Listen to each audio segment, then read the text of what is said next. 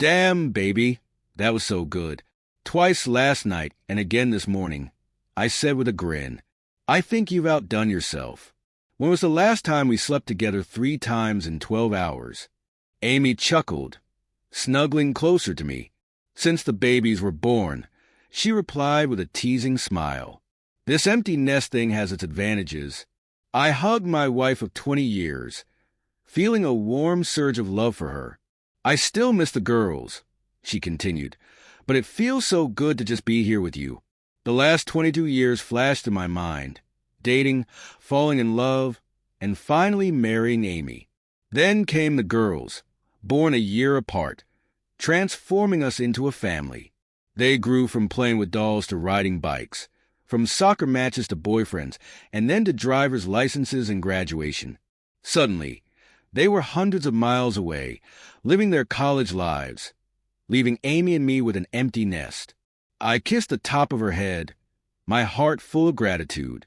Baby, the last 20 years have flown by like a blur. I want us to make the most of this time now. Be a couple again like we were 2 decades ago. Amy giggled softly. Well, we're not newlyweds anymore, but there are plenty of things we can do to keep the fire burning.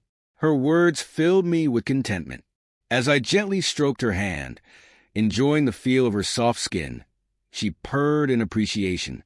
I was on the verge of sleep when she tilted her head up and kissed me tenderly on the lips. Tim, she murmured, her voice soft and full of emotion, making love to you is one of my greatest joys in life. And I know you feel the same. We're good together, and I never want that to change. Her words pulled at my heartstrings. I sleepily mumbled back, You make me so happy. I'm lucky to have you. She leaned over, kissed me again, and smiled. What we have is wonderful, and I want us to always cherish it. I want us to spoil our grandchildren someday and be there for each other when we grow old. Too sleepy to respond properly, I just nodded and pulled her close. She kissed me lightly on the lips again, her hand sliding lower. Then, as if reading my mind, she whispered, But before grandchildren take over our lives, I want to have a new adventure. I want some thrills before we become grandparents and sink into old age. Her words lingered in the air, slowly pulling me out of the fog of impending slumber. Stirring slightly, I raised an eyebrow in silent question. She smiled faintly. I know it might be selfish, but I want one more adventure before I get too old to explore new things. As her words sunk in, a faint alarm sounded in the back of my mind. What did she just say? Something about a last adventure? But the way she said it unsettled me. I loved adventures, but this felt different. My mind churned, half awake, wondering what kind of adventure she was planning. And why it made me uneasy, I opened my eyes and saw her beautiful face framed by a wild mop of blonde hair. Her eyes were filled with concern as she studied me. I began gently stroking her hand again, my mind racing. An adventure? What kind of adventure did she have planned for us? Amy leaned in and kissed me softly. Like I said, it's a little selfish. The alarm in my head now sounded loud and clear. So, this adventure is for you and not for us? She wrinkled her nose slightly, then replied, Well, yes, but I think you can have your own adventure separate from mine, too. That mental alarm clock inside me blared, pumping adrenaline through my body.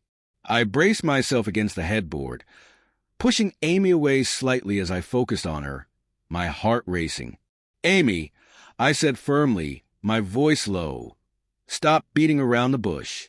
Tell me what you mean by adventure. Amy pulled back slightly, her expression apologetic. It's okay. I didn't mean to upset you. I'm not upset yet, I replied, trying to keep my cool. Go on. She hesitated but then continued. You remember Dan from Sal's?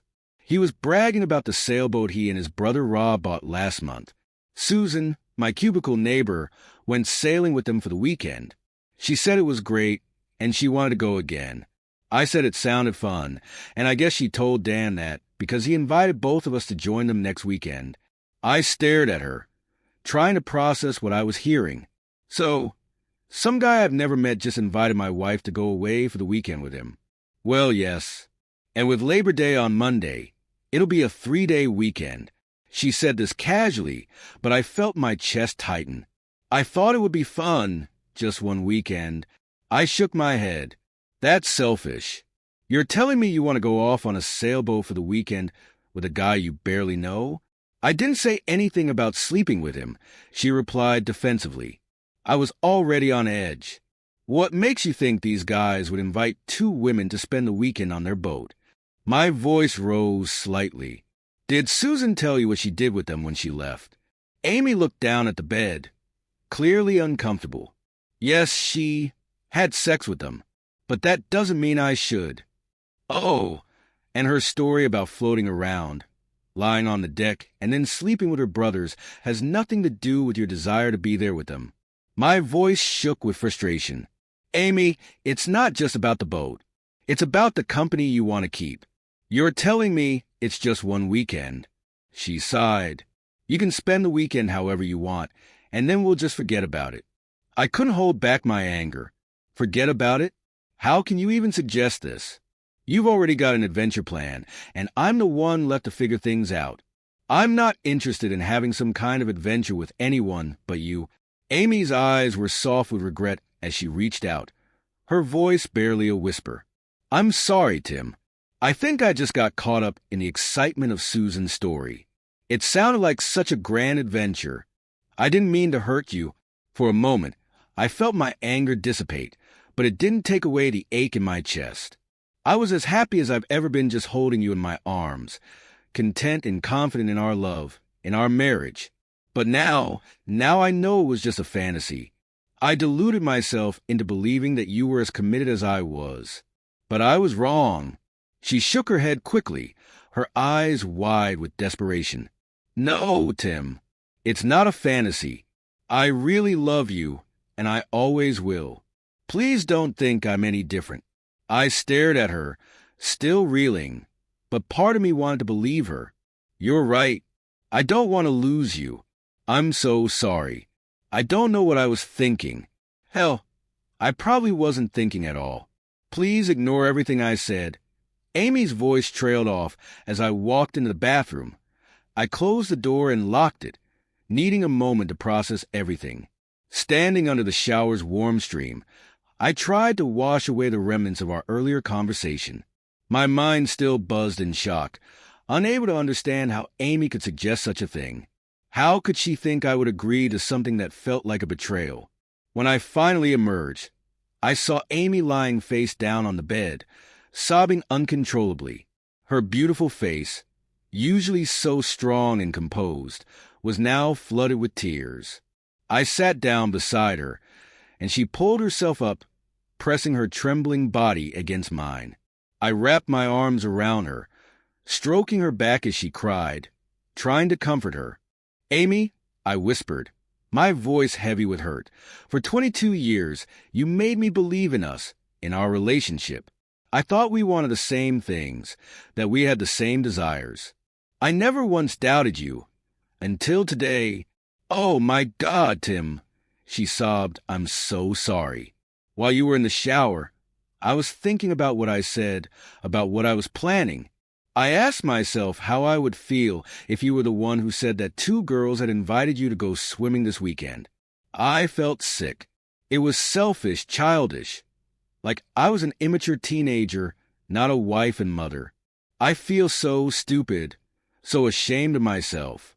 What do we do now? Where do we go from here? How can I trust myself, knowing I was willing to do something like that? What does this mean for our future? Amy's sobs were desperate, almost painful to hear. I've ruined everything. How could I think such an idea would be okay with you? I can't even imagine how I could have let myself think it was acceptable. You've always been so reliable, so steady. I think I just took you for granted, Tim. I felt her words sink into me like a cold weight, but I didn't respond immediately. Instead, I gently brushed her hair away from her face. Amy, this is so unlike you, the person I've known and loved for the last 22 years. You've always been thoughtful, caring. This doesn't make sense. I know, she whispered, her voice barely audible. I thought it would be fun, and I just got caught up in the excitement. I completely neglected and disrespected you. It's so unlike me, and I hate myself for it. How can I make this right? I stood up, pacing as I tried to process everything she was saying. I don't know, Amy. Our marriage is seriously damaged. Everything I thought was true is now in question. I don't even know what to believe anymore. I feel devastated. She reached out, her hands trembling. Please, Tim. I was wrong. It's all on me. I let my selfishness take over. Your love for me was so strong that I convinced myself it would be okay to take it for granted. But now I see that was so wrong. I should have cherished your devotion, not tried to take advantage of it. I'm so sorry. Please, just give me a chance to make things right. I stood still, hearing the sincerity in her voice, torn between the hurt I felt in the woman I'd loved for so long. After a long moment, I nodded. She immediately threw herself into my arms, sobbing and kissing me. Call Susan and tell her you're not going. Tell Dan you won't go with him, I said, my voice steady but firm. And Amy, promise me you'll stay away from Dan at work. Let him know you'd never consider something like this. You need to make it clear that you would never do something like that to me. Amy nodded, her eyes filled with remorse. I promised him. I'll tell them. I'll fix this. A pause lingered between us before I spoke again. Maybe you should consider working at your sister's bakery. We don't need the extra money, and she could use the help. It might be a mature, responsible, unselfish thing to do. Something that feels right. Amy smiled faintly, her eyes tired but grateful. I'll think about it. You're right. It took me a while to process everything that had happened, to truly forgive Amy for the selfish thoughts she had entertained. The hurt was deep, but I couldn't let 22 years of love and shared memories be erased by a single mistake. She had already discarded the idea, and it was clear to me that she regretted it deeply. Our marriage wasn't beyond repair. It took time, but the doubt that had crept in faded as Amy worked hard to rebuild my trust. She loved working at the bakery, and after a few years, she retired to spend more time with our grandchildren. I still had a year or two before I joined her in retirement. Once I retired, Amy said she was ready for a new adventure, with me and no one else. And as I thought about it, I realized that I was too